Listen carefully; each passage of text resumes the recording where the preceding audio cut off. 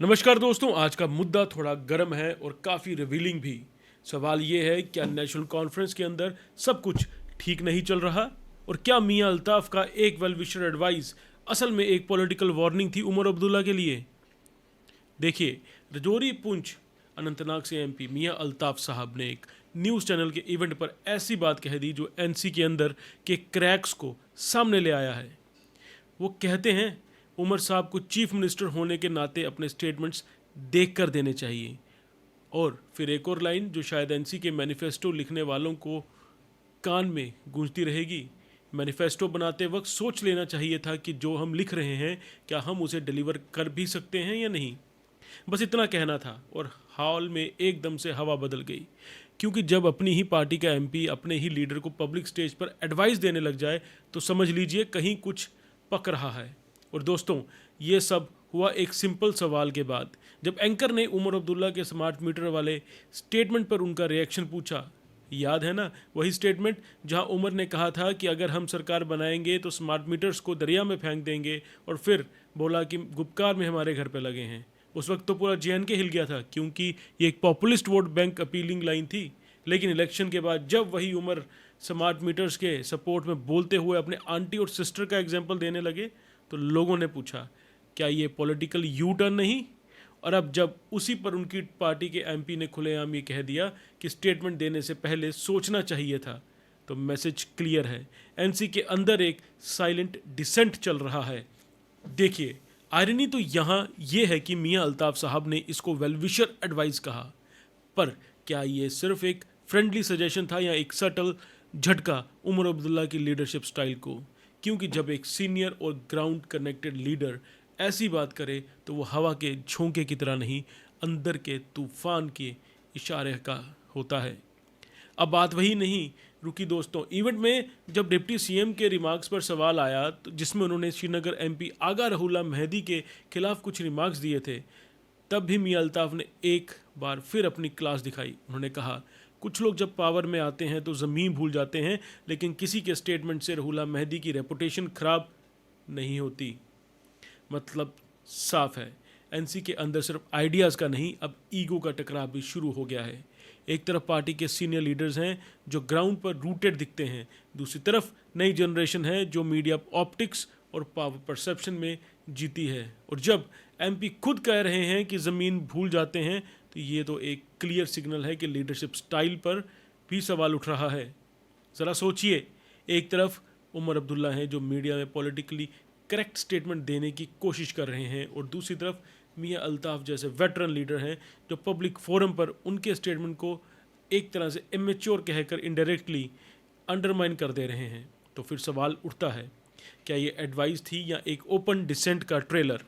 मुझे लगता है एनसी के अंदर अब दो फ्रैक्शंस उभर कर आ रहे हैं।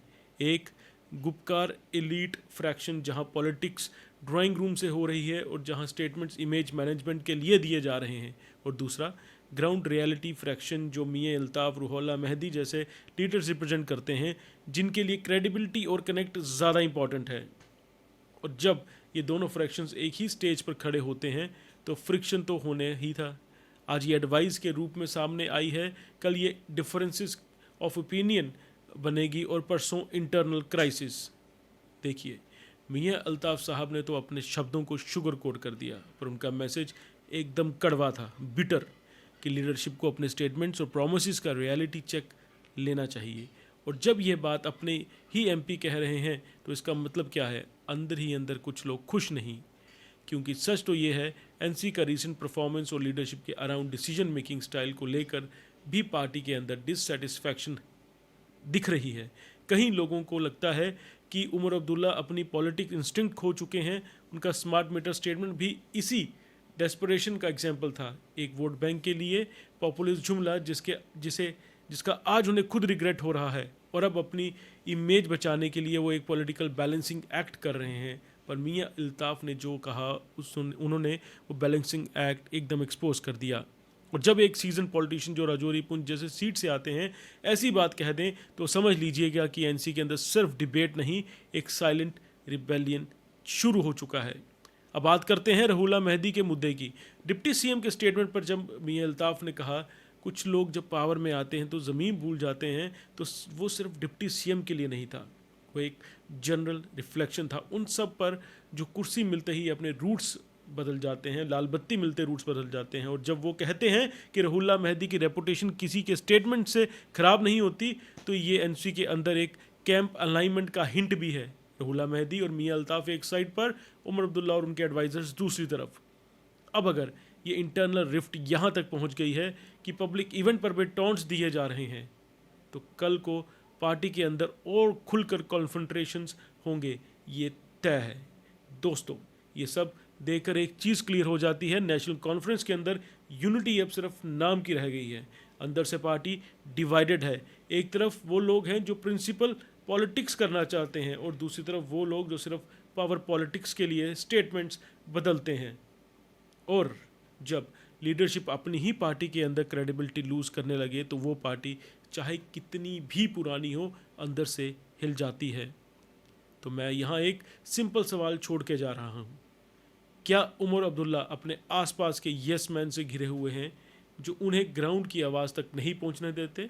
और क्या मियां अल्ताफ़ जैसे लोग अब पार्टी के अंदर कॉन्शियस वॉइस बन गए हैं? जो भी हो, एक बात तो निकल कर आ रही है, नेशनल कॉन्फ्रेंस के अंदर कुछ अच्छा नहीं चल रहा। अगर ये पैटर्न इसी तरह से चलता रहा तो अगले कुछ महीनों में ये क्रैक्स और ज़्यादा विजिबल हो जाएंगे।